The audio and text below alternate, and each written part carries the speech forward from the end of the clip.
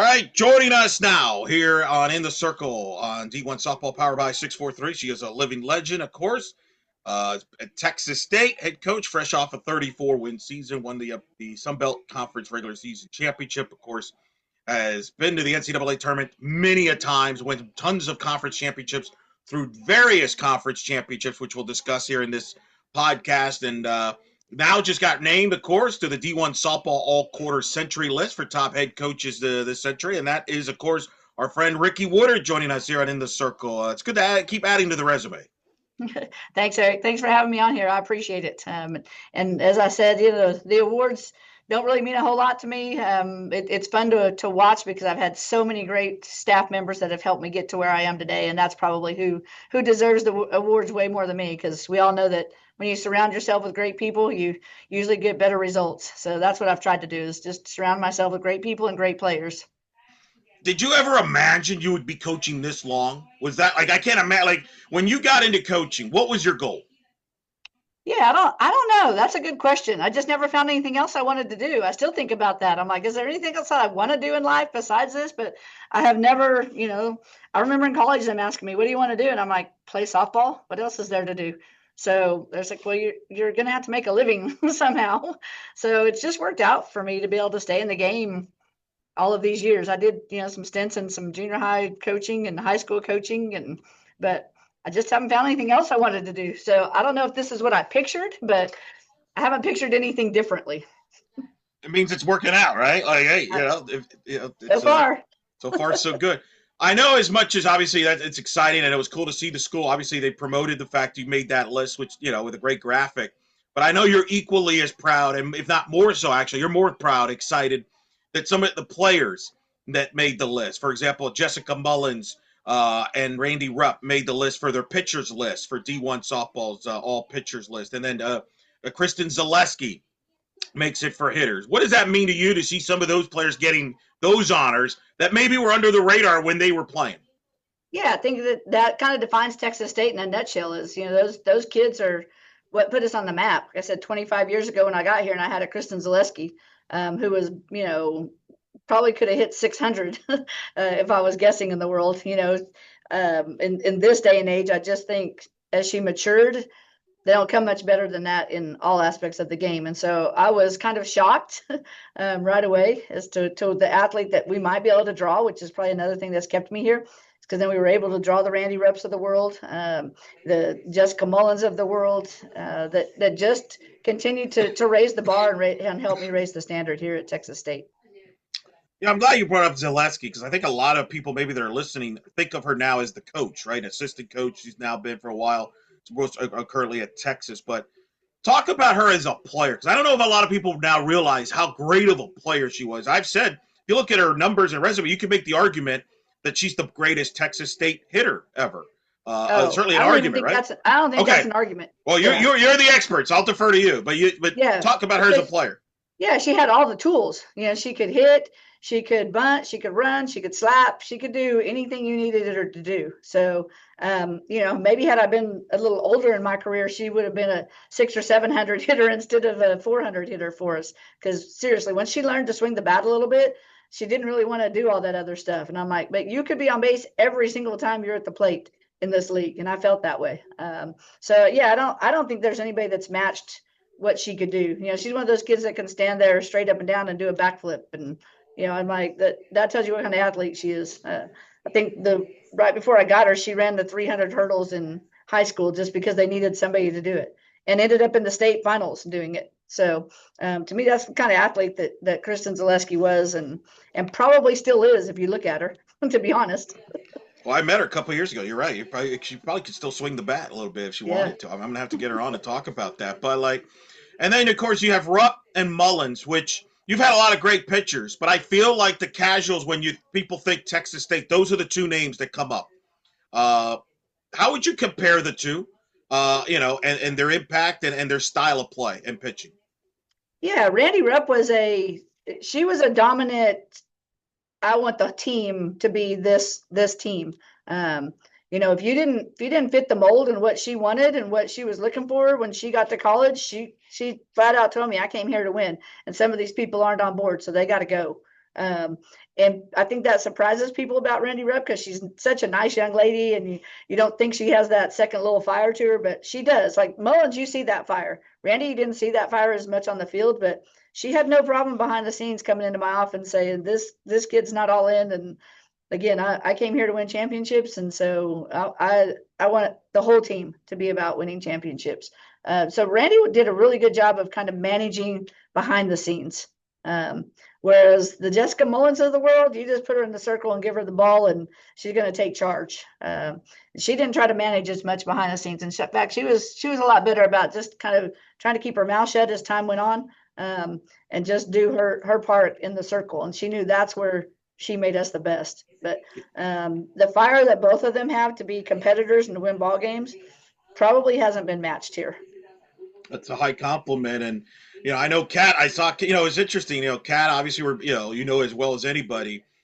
I've never seen her so excited that when you were on this list, she pumped you up on social media, and she pumped up obviously the pictures, Randy, and which speaks volumes there. Obviously, we know how close she is with Randy, and that they're working together when she was on your staff. But I mean, there's been so many Texas State fans. I've been so blown away during all this, and how the support with the list of, hey, we're so excited, you deserve it, and all this, or they might say this person better be on it before the list even comes out. So it's you've got a lot of feed support out there. I don't know if you're aware of that. That's good. I like it. That's what we're about here. I think the more we can get the name of Texas State out, and the way we go about doing it matters to me. I think that's probably what matters more to me than wins and losses. One of the things that's defined your run at Texas State is how you're able to adapt in a lot of levels, and one of them being college athletics, adapting to college athletics. And here you are, you're in the mix of one again, that you're in. I can't believe I'm saying this, but you're in your last year in the Sun Belt. This will be the last season in the Sun Belt before you move on to the Pac-12. You've done this before. I believe you've been to 3 other conferences, Yep. made other moves. What's it like when you're in this transition as somebody who's been through this before, which I'm sure helps you in this? But what's it like now, knowing that this will be the last season for a Sun Belt that's been very good to you, but yet it's college athletics, got to move on and do what's best. And here you are now going to the Pac-12 here a year from now. Yeah, it's kind of I tell everybody it's kind of a surreal moment for me. I started my career at the University of Oregon, and what at that point I want to say was the Pac-10, even though with softball it was the Pac-8 or whatever we had. But so to kind of maybe probably finish my career in that, and we'll see, who knows. But it's kind of a surreal moment for me to think about that, the full circleness of where I left and where I'm going. And then to leave the Sun Belt, it's kind of sad. I mean, I've enjoyed my years in the Sun Belt. It's been fun competition. I love the coaches. It's been a definite challenge in my career, in my coaching career, and having, again, like you said, to adapt and just figure out how to get better every year to make the move that we're moving forward all the time. And I think that's the thing I've enjoyed most in my career at Texas State, is I feel like we're always trying to move forward. And that's kind of how I feel like I run my program. It's a balancing act as a head coach, because on the one hand, you're all in this year. As we'll talk about the Sun Belt, you're all in. You want to win a conference championship, all that. But on the other hand, there's also a different side where you almost have to prepare for the Pac-12. How do you balance that? Do you just do you put it like a timetable when you start focusing? Are you working on stuff to get ready for the Pac-12 now? Like, how do you balance that as a head coach? Yeah, I think this move's a little bit easier to balance, I think, than it was going from, the Southland to the Sun Belt, in a year with a little stint in the WAC in there. And the WAC, was pretty small at that time. I want to say we had 6 or 7 softball teams only. So it was a pretty small league at the time. But I think that jump was definitely a tougher jump than this will be. Because I had to recruit differently. I had to think differently. I had to kind of thought process differently to be able to compete in the Sun Belt. And I knew that early. As soon as we made that decision, I was like, holy cow, I got to change my mindset a little bit. I'm not sure going from this move right now, because the Sun Belt's been really a very good conference, that I feel like I have to do a lot different. I think we have to figure out, the time change difference, going the other direction, new opponents. But I think our game doesn't have to change a lot. I think that I've made a program where we have a little bit of everything, some power, some speed, good pitching, pretty decent defense. And so I think we have to keep that same motto to go out and compete in the Pac-12. which kind of makes this a little bit easier move for me, I think. Right, because the program has grown so to the point where it shouldn't be as big of an adjustment. Maybe there's some things like travel that is an Right. adjustment. Is that going to be the biggest adjustment in this transition? Is it the travel or is not or no? I don't know because I don't know what we're doing. We don't have a schedule. I don't know where we're going. I don't know any of that yet. And so I don't know when we're going to find that out even. That's probably what worries me a little bit more. Sure, And if I wasn't this old and hadn't done this for so many years, I'd probably be a little bit more panicked about the unknowns. But now you just know that you have to face them, whatever they are. So sure.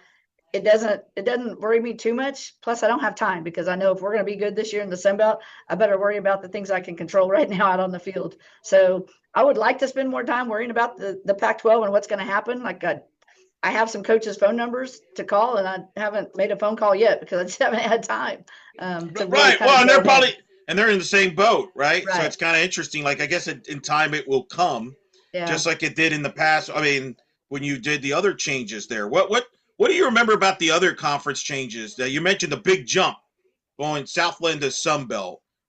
Just take me through some like what was it? Because you're going through this multiple times. Are you like, are you Right. kidding? Or like, was it? Are you kidding me? Or were you excited? Like, give me through. What was it like going through each change? Yeah, it was a little bit scary. I mean, I knew I was going to have to go out and compete against the ULLs and of the world and Mike Lateef and um, Becky Clark. They were running this league, and so I was like, man, I can't compete with that. We can't compete with that. And so I think it was changing my mindset that yes, we can. We're just going to have to figure out how to do things differently. We're going to have to put more runs on the board. I think was my biggest thought process changing into the Sun Belt. And then the travel, it was the same. It was the same fear. We're going all the way to Coastal Carolina. We're going to App State. I was like, I think we're going to be cold a lot. That was what I was probably the most worried about is how are we going to play in cold weather, and do we have the gear to do that? Some of those things I think were probably my bigger concerns jumping in to the Sun Belt. The competition I definitely thought was better. Western Kentucky was in there at that point, and they were really good.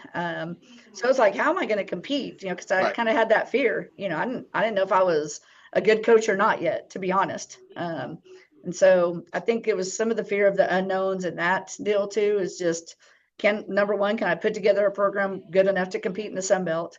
Um, and then number two, can I put together a staff that's going to help us manage the travel, the wear and tear, just what we're doing on the day-to-day basis.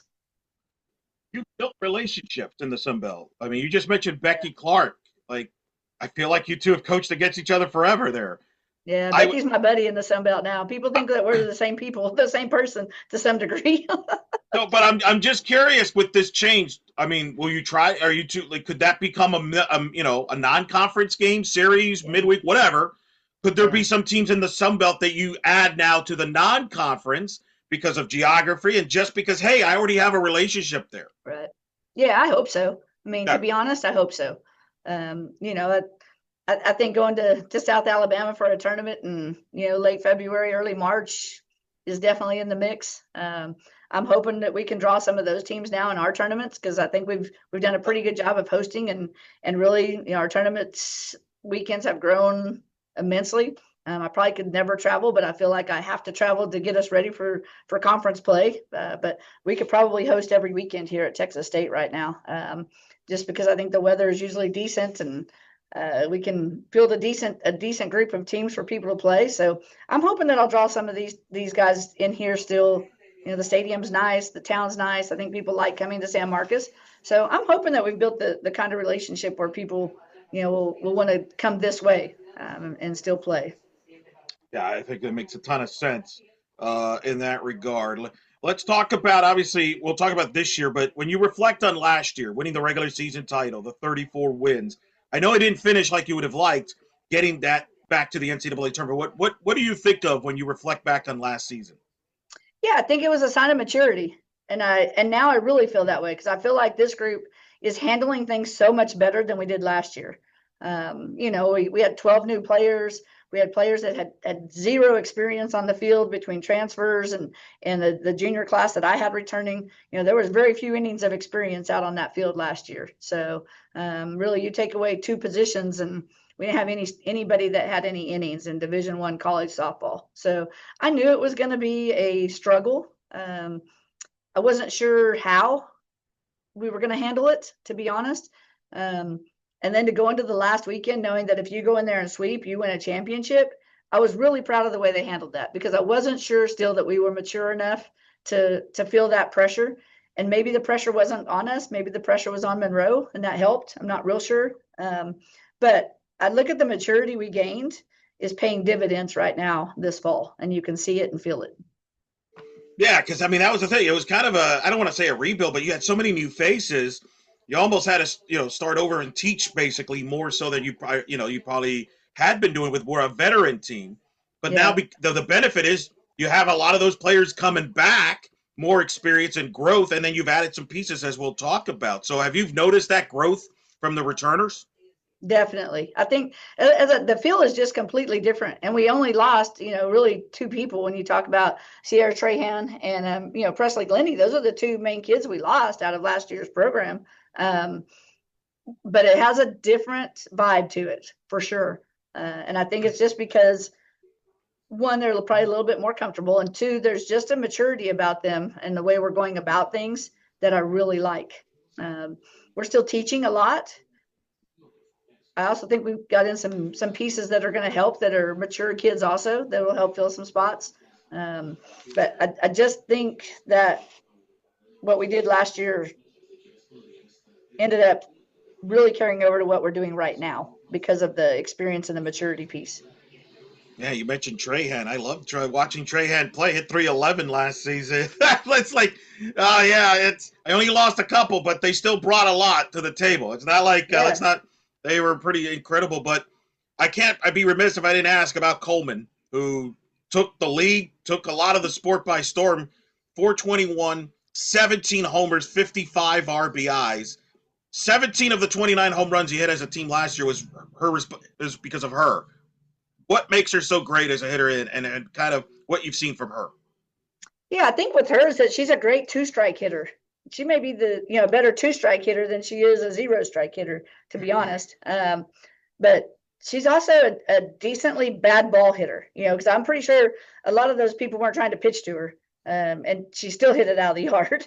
So, I think with her, it's just a mindset. I think when she gets in the box, she's able to kind of just relax and play the game. She doesn't feel the pressure of the game, if that makes sense. I think once all those awards came out, I think she felt it going into the conference tournament weekend, because again, you've never been in that spot, and now you're the person everybody knows they have to get out, and you're wearing the weight of those trophies on your back now because they've been handed to you. So I think for her, it was the maturity time also of, she's like, Coach, I wasn't trying to win all these awards. I said, I know, that's why you did. That's the difference. You can't sit around and think about them, because then it's not going to happen. So, and once you got them, then we sit around and think about that pressure, and then, we're not near as good, and come to the conference tournament. And I think by then people really know not to throw to her, and she wants to hit. So she's, I don't know how many walks she ended up with. If you have that stat, you can throw that in there, but I bet she has to walk more than that this year, because people aren't going to want to pitch to her. Definitely walked a lot. Right. You're right about that. So what's the key to surrounding somebody like her with enough protection, whether it be at the top in front of her or behind her in the lineup? Yeah, that's where I'm hoping the maturity is going to pay in. I just didn't feel like we ever found that person last year to handle that spot, because none of them had been in that spot. None of them. So I think that's going to be the key to our success this year, is that we have to be mature enough to score runs in different ways. Obviously Keely Williams has to do a decent job for us. Carmen Bass, Megan Kellner, Kat Zarate. We get Kat Zarate back. That'll help.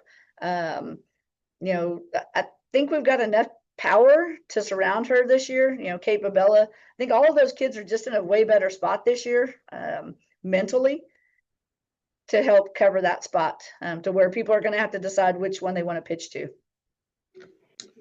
Do you have of the new faces? You have some new faces you think will contribute to the offense? Yeah, I'm interested to see what Sammy Hood does. The kid we picked up from Wichita State.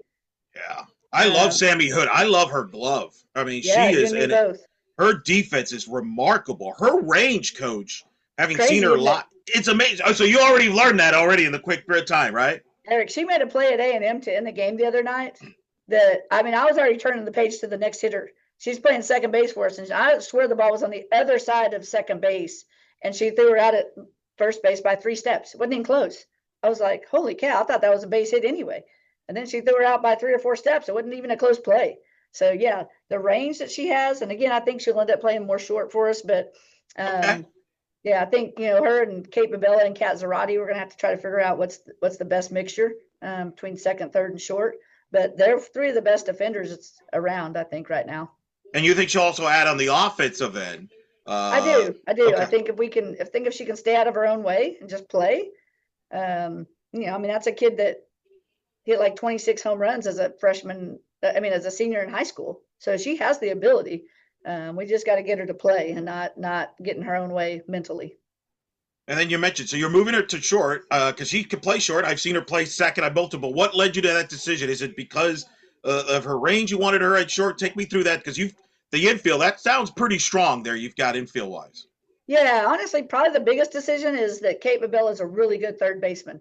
Kate Babella is a really good shortstop too. But I don't think we match anybody else at third with her, if that makes sense. And I think that Sammy's can handle the job at short. And so I think it frees us up to be able to play Kat at third. I mean, to play Kate at third and leave Kat over at second. Because at one point we thought about putting Kat at third too and putting those two up the middle because it'd be hard to get a ball through there. But I think right now, again, this may change. Who knows? But I think right now we're going to be a really good team with Kate Babella at third and Sammy at short. I feel like you can win some games with your defense. Is that am I accurate in that, or that you got some pieces there because you know this. We always focus on offense and pitching, Right. but there are games you might win based on your defense.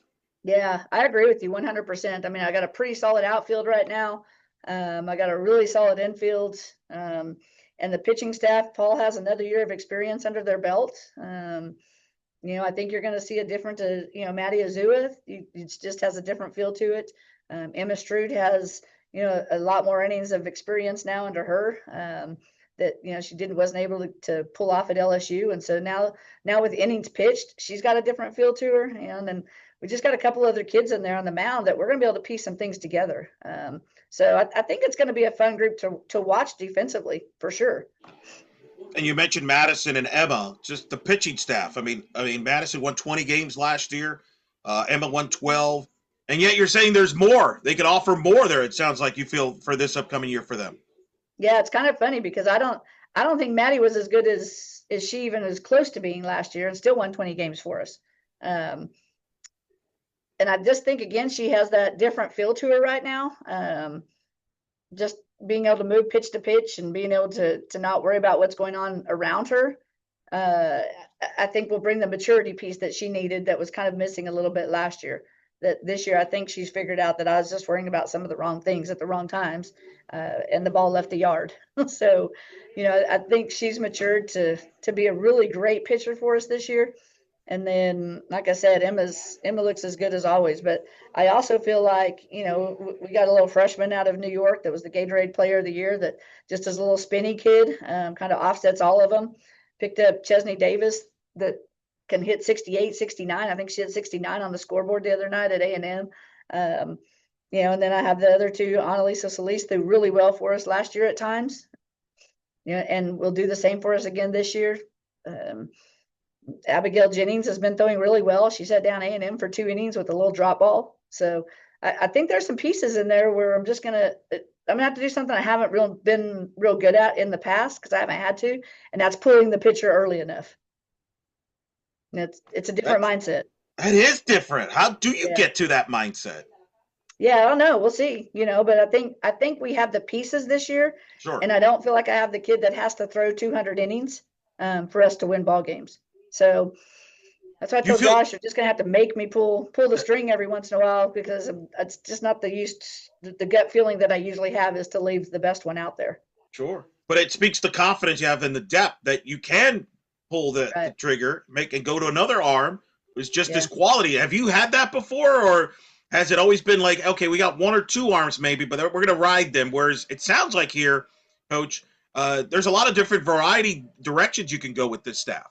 Yeah, there is. The only thing I told him is I got to be able to trust him to be able to do that. Yeah. And so, at the end of the day, that's what it boils down to. I have to know exactly what I'm going to get before I can pull the string and put you out there, to do what I want to do. They got to do their part to build that trust to where I feel like, okay, this is a great move. Let's do it now. Type of deal. And so I think that's because, again, you're right. When Jessica Mullins is out there, when Randy Rupp is out there, Chandler Hall, Nicole, I mean, I could go down the list. I knew I wasn't going to somebody that was as good as them and didn't have enough probably to be able to trust to get us out of that situation. So I would just leave them. But you're right. This year, for the first time in probably a long time, I feel like there's a lot of different pieces to be able to go out and get 3 outs and get us out of something. That's pretty good. I remember when you were on the podcast a few years ago when Jessica Mullins was just starting to kind of blossom.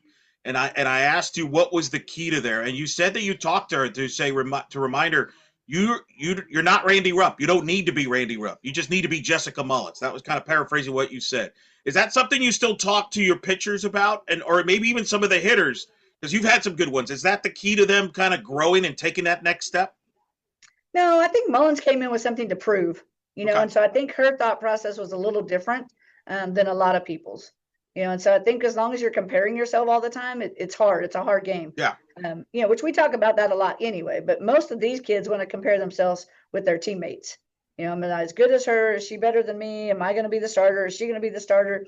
So I think it's always trying to just get them to be who you are, and let's figure out how your game works in our game. That's really good. All right, on my phone, I have your schedule and I'm going to be honest. Every time I go to schedule, I check 3 times to make sure it's accurate because my goodness, it's unbelievable. You're going to start the year at Tempe, where Arizona State's at that tournament, Northwestern, Toledo, and Memphis. That's a good tournament. Let me go to your hosting tournament here. BYU, Clemson, Wichita State, and Arkansas. Is this like a mini Oklahoma City tournament here? What, Coach? That is an amazing tournament. We're not even talking about yet the fact you also have Oklahoma State coming in the following weekend. Brown, who won the Ivy League, the NCAA tournament, is coming to your place. You got Southeastern Louisiana, the Southland champions, coming in for a doubleheader. Texas A&M is coming in. I mean, I can go on and on, but you're a busy schedule. So let me start with this. Is this the greatest home schedule in program history? If I'm there, I'm buying season tickets, right? Like that's an unbelievable schedule. Is that the best home schedule you've ever built? Probably depends on who you're asking. As a fan, sure. As the coach, I'm not sure it's the greatest. It might be the dumbest. Yeah, I'm not real sure how I ended up with that. I will tell you that Arkansas won with Clemson and BYU. Arkansas was a late get. We had somebody else and they dropped out.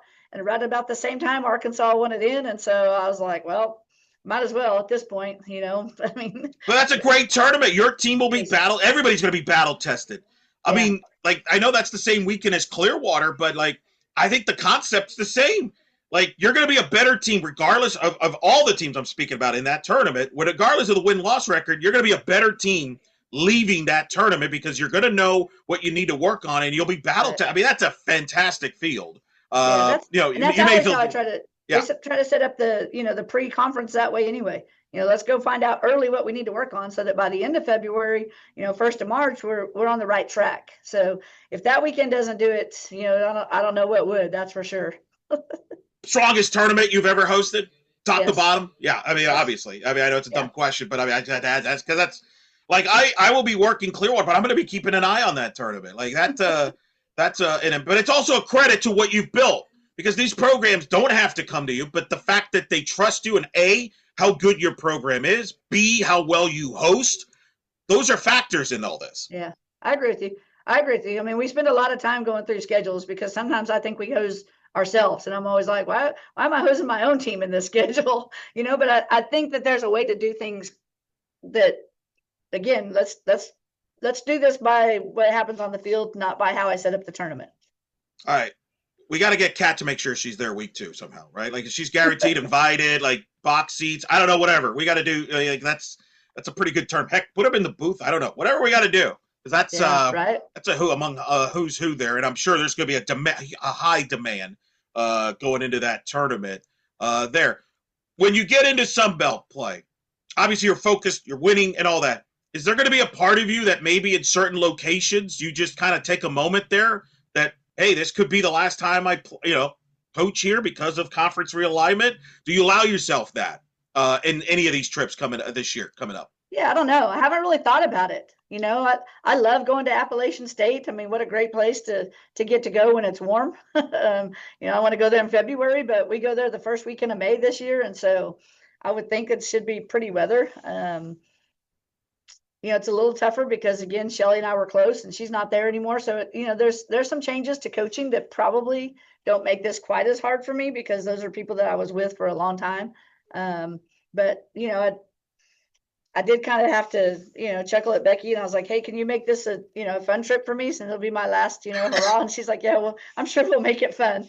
Yeah, so I think yes, it will be some surreal moments in there, but it's just not things that I ponder on a whole lot. Just to be honest, Eric, Sure. because the heat of the moment, I don't know if I have time to. Just to be honest, there's so much going on those road trips that I don't want to spend it in nostalgia of this being it. I'd rather just go in and try to find a way to win 3 games and get the hell out of there. Yeah, leave that to the media people like dopes like me. They just get all nostalgic, and because I love history and all that, and Right. it's just going to be wild. Like the conference tournaments in Louisiana, which is ironic because you mentioned earlier you were nervous when you made the move to the Sun Belt because you knew the competition would be at a different level, in part because of Louisiana. And here we are. Your last conference tournament will ironically be in Louisiana. Yeah, Uh, my uh, first one was too. My first Sun are Belt you conference I serious? got Oh, in Louisiana too. so Yeah, this is kind of spooky. It's all full yeah. circle coming here. It is. So your first and last conference tournament will be in Louisiana, and then you mentioned I didn't realize I've forgotten that you had started your in the Pac-10. Yeah, yeah. 4 years at the University of Oregon as an assistant. Wow, Mm-hmm. that's almost like divine intervention there. It's almost like it's meant to be there for you, coach. Just saying. Something. I just remember that when I left there and I started talking about other jobs and going to think about interviewing at other jobs, I remember that dog eat dog world that I Yeah, was in, yeah, with the Washington and UCLA sure. and Oregon State, Arizona. I just remembered that feel, and I was like, I don't know that I really ever want to, go back to that world. And I'm not sure that this Pac 12 is going to have that feel to it, but it does kind of bring back that vibe to me a little bit. Sure. No, I totally get it. A couple things before I let you go. One of the other changes, a lot of changes going on. One of them being the fact that the committee this year will seed 32 teams instead of 16. So this will be the first year they go officially 32 seeds. What was your reaction when you heard the news on that? I'm glad I'm not on that committee because that sounds like a hard job. 1 through 16 is hard. Now to try and go 1 through 32, I think that's going to be tough. To me, that would be really tough to do because already you get down there and, 14, 15, 16, you could flip a coin. Now you're going to be 15, 16, 17, 18, 19. To me, those can all be probably, the same 12. Um, Right. so I'm really glad, and maybe some point in my career I'll think about getting on one of those committees. But for right now, I'm glad that's not me that has to make that decision. It's a lot of hassle. Yeah, It's a lot of hassle there. Then they got to hear from dopes like me when I question where they're seated, right, right. right? But Yeah, it is tough. And what's interesting about this move now is because before you probably had a pretty good idea where you were going. Not guaranteed because there was the year they sent you out west. I think to UCLA. I think there was that one year. yeah. Our best year. Yeah, That your year was best year, really which just good. came out of nowhere, like which Yes. maybe was kind of weird. But for the most part, you've been sent to Texas a lot, to Austin. You got sent to Texas A&M in Mullins' senior year, which probably didn't surprise you there as a 2 seed over there. Now there's maybe more. It's in theory. We'll find out how the process goes. It could be more wide open where you don't necessarily get going to Texas or a Texas A&M. You might go anywhere now. You think so? I can't decide if it's going to change it or not. In theory, it should. Don't worry. Okay. I will be analyzing. That's one of my main things I will be analyzing. I'm Okay. curious because supposedly they said, because I did reach out when this came out, that now it's supposed to be because they've done this in volleyball. And in volleyball, it's changed the landscape because very seldom you see bus trips and things like that. So we'll see if softball sticks to that. We'll see. I know there's some caveats, but To your point, I understand this. Let wait and see approach. It sounds like Right. to me your deal there make total sense. Yeah, Uh, uh, first I got to be in that. I need to be in that 64 first. So you've got a pretty you've had good you got a good team here I think this year, but good segue. So that'll be my last question. To get back to the field of 64 this upcoming year and perhaps go out on top in the Sun Belt, what are the keys for this team as they develop the rest of the fall and into the start of the season that you think will be keys that will help determine and define this team? yeah, they got to stay in a growth mindset because if you have that schedule, they're going to have to be with the ups and downs. And we talk a lot about it in practice and after games already is that it's going to be full of good and bad. And we got to be able to handle both. Our game has to be our game. And I think the maturity is showing a little bit better in this group. Texas kicked us pretty good last week. A&M didn't kick us as badly. But I didn't like the feel at the early stages of the A&M game. I felt like the Texas game, we kind of just went out and played. The A&M game, I felt like we were a little intimidated for the first 2 or 3 innings. And so it took us a while to get going. And so I think this team's going to have to be able to punch back. I think that's going to be the sign of our maturity is, are we going to be able to take some punches and then be able to punch back? They've definitely should be looking forward to seeing their team play. Will get going before we know it. Coach, always appreciate you coming on the show and taking the time from the busy schedule. And again, congratulations. I know the all quarter century list, everything you've done for the sport, it's well deserved and earned. You've done so much for the game. The sport's better with you in it. So I'm glad you're still with in part of the sport. Thanks for everything you've done for the sport, and thanks for everything you've done for the show over the years coming on, especially this time around and talking to us here on In the Circle on D1 Softball. Well, right back at you, Eric. I could say all the same things. I appreciate what you do for our sport and that you continue to put it out there and generate content that people are interested in. So I appreciate how you're helping grow the sport yourself too.